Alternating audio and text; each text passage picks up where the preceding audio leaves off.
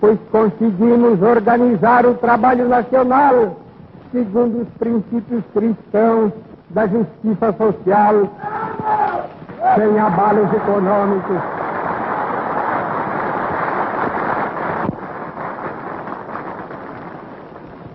O trabalhador brasileiro possui hoje o seu Código de Direitos.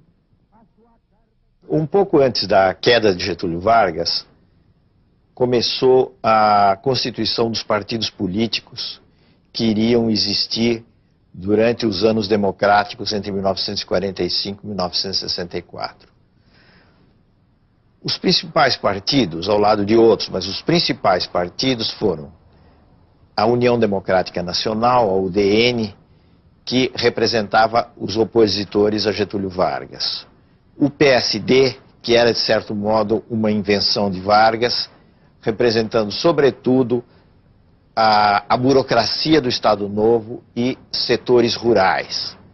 Finalmente, o PTB, o Partido Trabalhista Brasileiro, que era também um partido imaginado por Getúlio Vargas, pretendendo organizar a classe trabalhadora urbana. Depois da queda de Getúlio, o poder foi assumido pelo presidente do Supremo Tribunal Federal, José Linhares. E foram preparadas as eleições para 2 de dezembro de 1945. Getúlio participou como candidato da eleição, o que é uma demonstração de que ele foi afastado do poder, afastado da presidência, mas não afastado do jogo político. E como naquela época se podia candidatar por vários estados, ele se candidatou a deputado, a senador, por São Paulo, pelo Rio Grande do Sul, e acabou sendo eleito por todos esses estados. Acabou, inclusive, tendo que fazer uma escolha, naturalmente, e tornou-se senador pelo Rio Grande do Sul. Meu nome é Rio Grande, eu sei que nasci para ser tradição.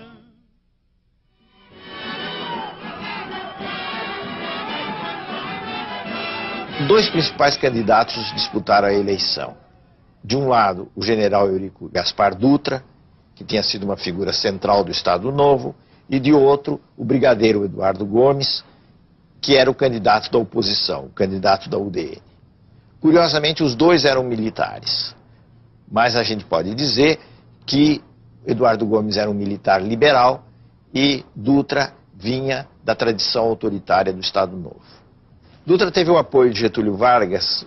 Getúlio deu o apoio ao candidato nos últimos dias da campanha e com isso atraiu a massa e o voto da massa da classe trabalhadora urbana. Tudo isso explica a ampla vitória de Dutra.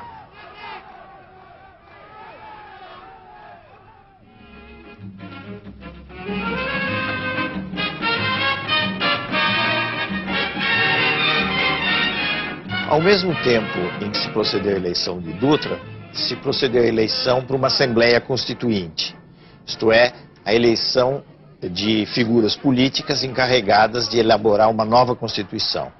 A Constituição que foi aprovada em 1946 e que ficou em vigor até 1964, tinha características que nós poderíamos chamar de liberal-democráticas, isto é, estabeleceu a divisão entre os poderes, o executivo, o legislativo, o judiciário, a representação através do voto individual das pessoas para a Câmara, para o Senado, e todo um capítulo também existia garantindo liberdades de expressão, liberdades democráticas. Uma última coisa que é significativa na Constituição de 46 é que ela definitivamente estabeleceu o voto às mulheres. Então, todas as mulheres maiores de 18 anos tiveram o direito e a obrigação de votar, assim como os homens. Do ponto de vista econômico, o governo Dutra passou de um modelo chamado de liberal para um modelo em que havia maior controle do Estado. E na época dele, ocorreu no plano internacional uma coisa muito importante, que foi a passagem de uma época de confraternização das potências que ganharam a Segunda Guerra Mundial para o início da Guerra Fria, que pôs frente a frente os Estados Unidos e a União Soviética. trabalhadores do Brasil, eu vos dirijo minha palavra nesse momento nacional.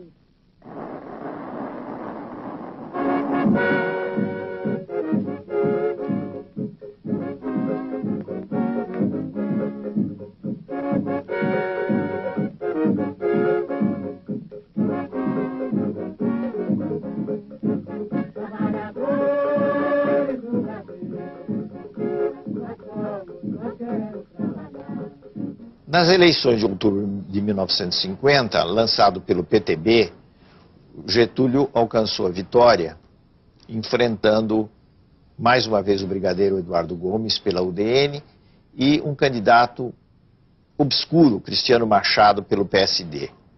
Apoiado socialmente por setores que iam desde o empresariado até a classe trabalhadora urbana, Getúlio, pela via democrática, chegou novamente ao poder.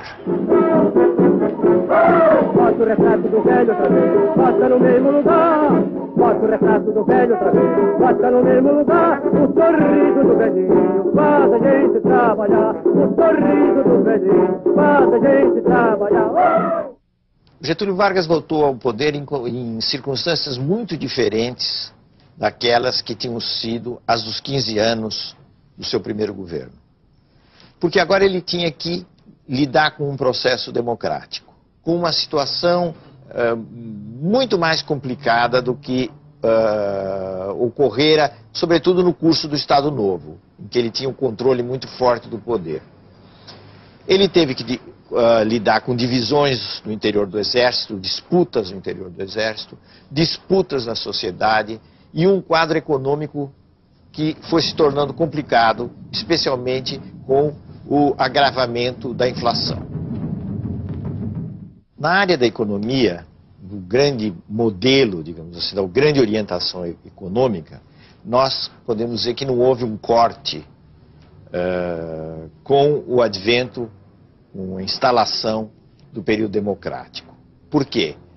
Porque o mesmo modelo de forte intervenção do Estado na economia, de controle da economia por parte do Estado nos setores básicos, continuou a existir.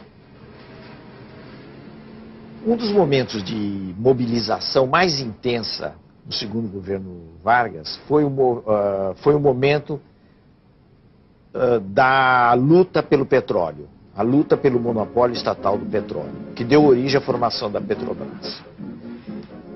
Essa luta é muito interessante, porque na realidade mostrou que havia mais possibilidade de mobilizar o país inteiro em torno de certos valores que não eram de classe operária, classe trabalhadora, etc., mas que eram valores nacionais.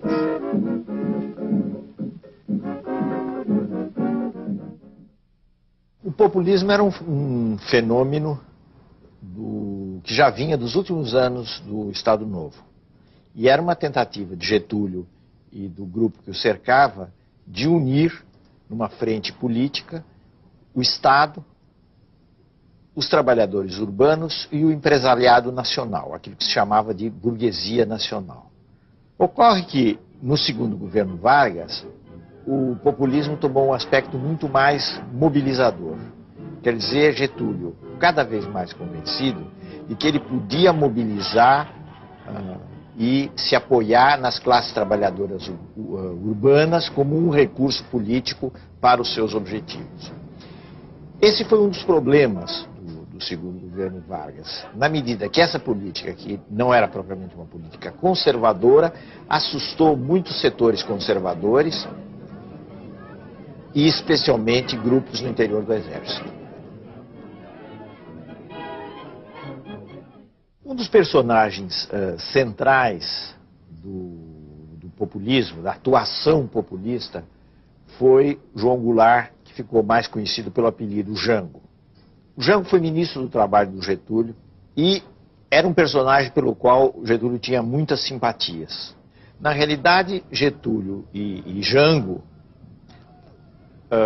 tratavam de apoiar os movimentos grevistas, conceder algumas reivindicações e, ao mesmo tempo, controlar, evitar que esses movimentos escapasse dos seus limites.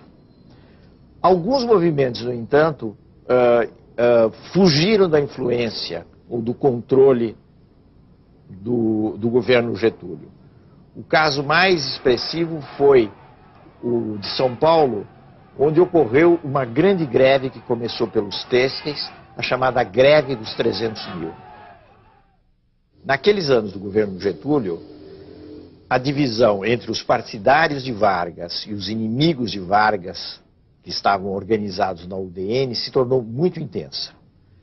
Em particular, o jornalista Carlos Lacerda, que era diretor do Jornal do Rio, a Tribuna da Imprensa, se destacava nessa luta feroz, podemos dizer assim, contra Getúlio. E aí, nos círculos do poder, no Palácio do Catete, que era a sede do governo, surgiu a ideia infeliz de se eliminar Carlos Lacerda.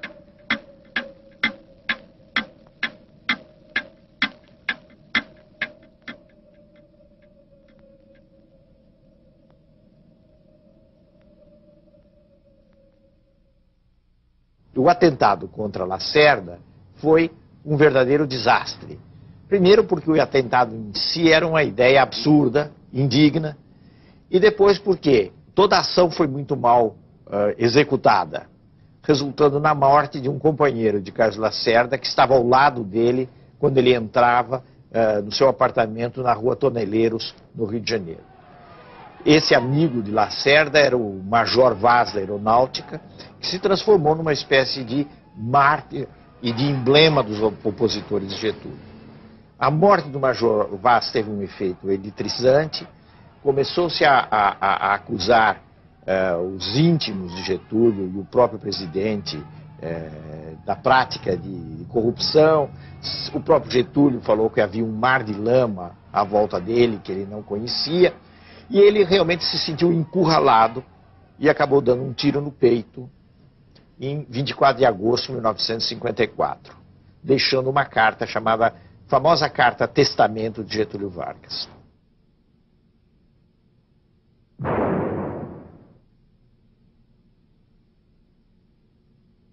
Lutei contra a espoliação do Brasil, lutei contra a espoliação do povo. Tenho lutado de peito aberto. O ódio, as infâmias, a calúnia não abateram meu ânimo. Eu vos dei a minha vida, agora vos ofereço a minha morte. Nada receio. Serenamente dou o primeiro passo no caminho da eternidade e saio da vida para entrar na história.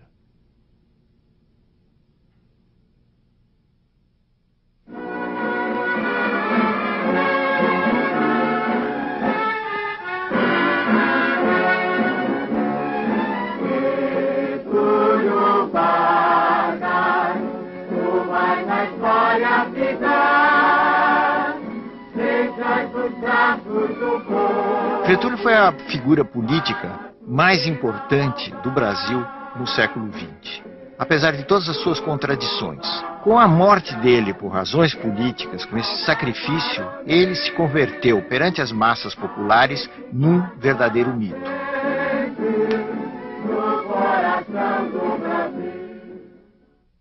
Com a morte de Getúlio Vargas e a impossibilidade de se estabelecer um regime militar no Brasil, como queriam alguns setores, especialmente os setores da aeronáutica, tomou posse regularmente o vice-presidente da República, que era Café Filho.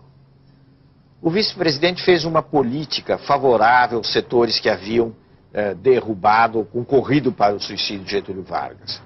De forma que, sob esse aspecto, não houve propriamente de imediato uma luta política muito forte. Em outubro de 1955 se realizaram eleições.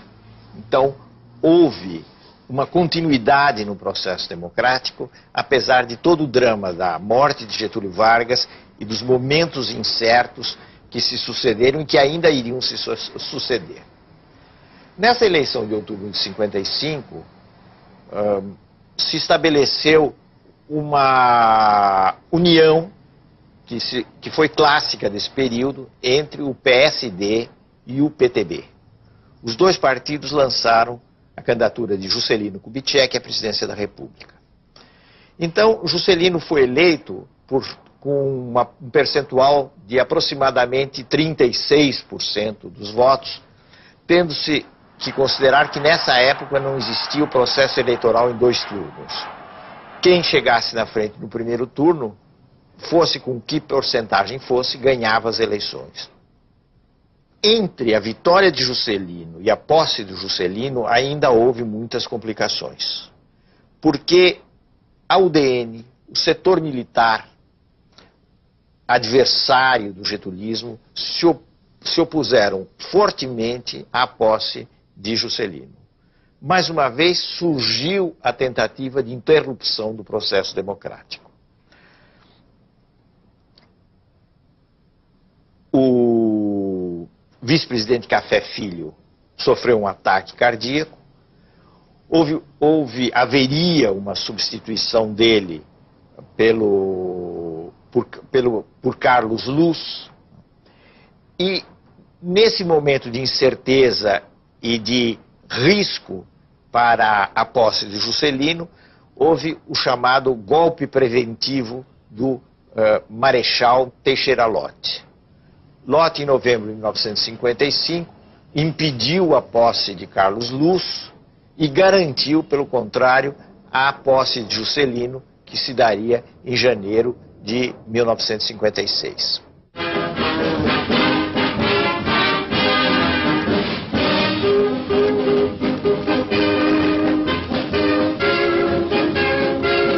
A multidão cresce a cada instante em frente ao Palácio Presidencial. A multidão penetra nos jardins. Da varanda da área interna do andar térreo, o novo presidente passa a receber os cumprimentos dos populares. Desfilam diante do chefe do governo, apertando-lhe a mão e abraçando-o efusivamente, trabalhadores, senhoras, jovens e velhos. O governo de Juscelino, que começou com tantas incertezas, se realizou de uma forma relativamente estável e com muitos apoios. Finalmente inédita em nossa história, os bravos soldados do Brasil. O Juscelino conseguiu reunir em torno dele amplos setores da população. E isso, sobretudo, através da realização de um programa que ficou conhecido como o Programa de Metas. Esse Programa de Metas, de alguma maneira, alterou, não o modelo, mas mudou um pouquinho os rumos da política econômica. Juscelino passou do nacionalismo econômico que vinha do passado a uma espécie de desenvolvimentismo econômico. Qual é a diferença disso? A diferença consiste em que, admitindo o papel importante do Estado e insistindo no desenvolvimento econômico, Juscelino incentivou os investimentos privados, como se viu principalmente com a criação de uma indústria automobilística no país. Novembro de 1959. Juscelino inaugura a primeira indústria automobilística, a Volkswagen no Brasil. A classe média orgulhava-se dos automóveis e eletrodomésticos made in Brasil.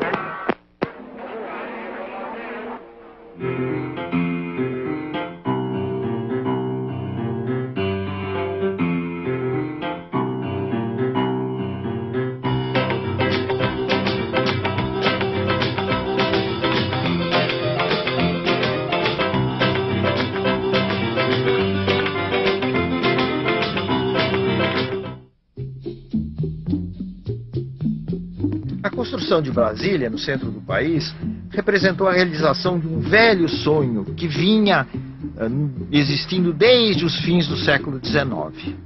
Do ponto de vista urbanístico, foi algo de impressionante, porque não havia nada em Brasília, havia o Cerrado do Planalto Central, e ali se ergueu uma cidade, toda ela planejada a partir da capacidade do planejamento dos arquitetos Oscar Niemeyer e Lúcio Costa.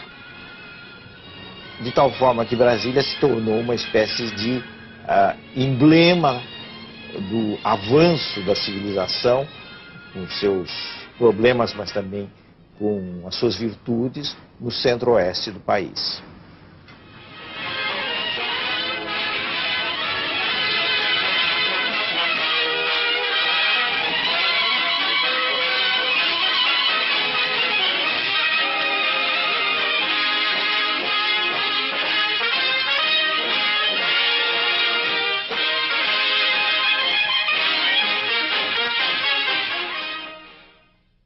A sucessão de Juscelino Kubitschek se deu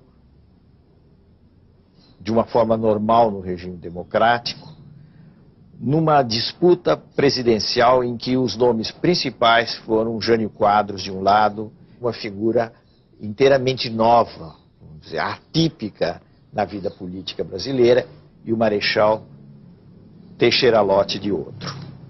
O Marechal Teixeira Lott era um nome respeitado nos meios militares, mas era um mau candidato.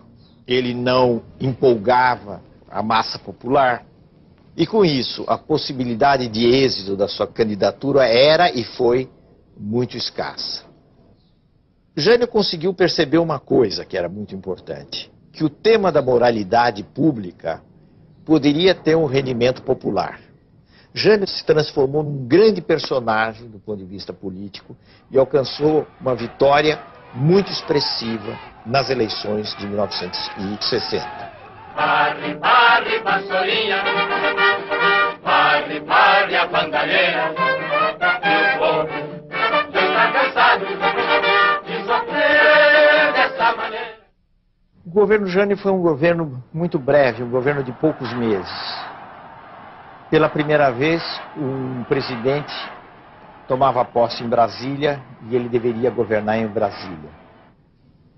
Aconteceu, entretanto, uma coisa curiosa que iria marcar a história política dos anos seguintes, que foi o fato de que o vice-presidente eleito junto com Jânio não pertencia à chapa que tinha o apoio principal na UDN. O eleito foi precisamente Jango Goulart. Isso aconteceu porque, naqueles anos, era possível votar num candidato de um partido para presidente e no candidato de outro partido para vice-presidente. Isso resultando num problema que se tornou muito grave com a renúncia de Jânio Quadros. Como é que se explica a renúncia desse personagem misterioso? Que ele realizou uma política conservadora, ou tentou realizar uma política conservadora, mas necessária, tentando reorganizar finanças, tentando controlar a inflação. Ao mesmo tempo, ele adotou o que se poderia chamar uma política progressista no plano das relações internacionais do Brasil. Em pouco tempo, Jânio perdeu o melhor dos apoios que ele tinha. A esquerda não confiava nele, os nacionalistas não confiavam nele, apesar da política externa independente. Por sua vez, as forças que o apoiaram também deixaram, em grande medida, de apoiá-lo. O que é que Jânio imaginou, então, diante desse quadro? Ele imaginou uma espécie de espetáculo de renúncia, do qual ele voltaria mais fortalecido.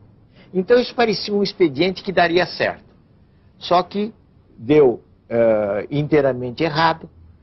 Quando ele renunciou, não se discutiu praticamente a renúncia. Ele veio para São Paulo, praticamente nada aconteceu, e o que ocorreu foi o fato de que ele abriu com isso, com esse gesto profundamente negativo, um vazio, um trauma na vida política brasileira.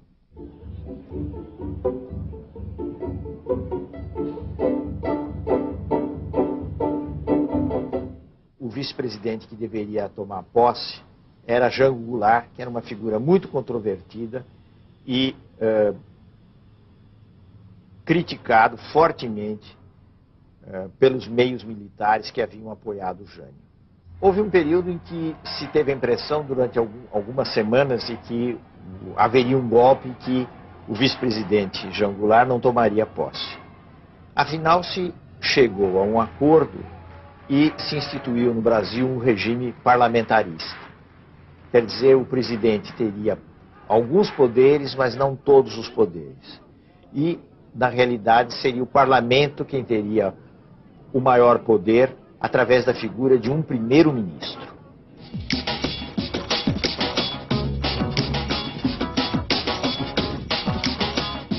O período de governo de Jango Goulart talvez possa ser definido como um período de populismo radical.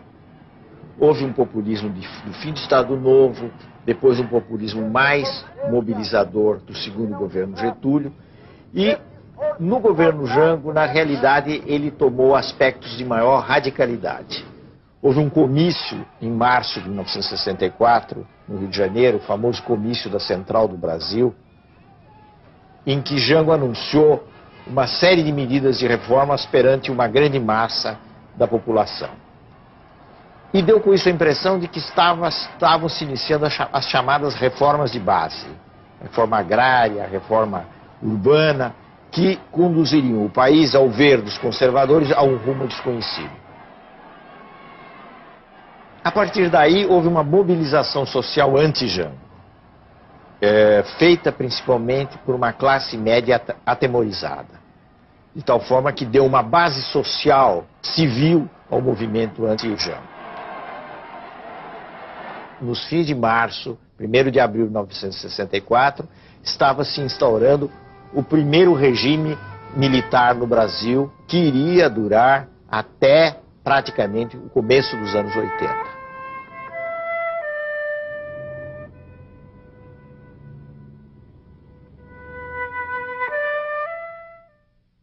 No próximo programa, os generais no poder, o milagre econômico, os sucessos e os fracassos do regime militar no Brasil.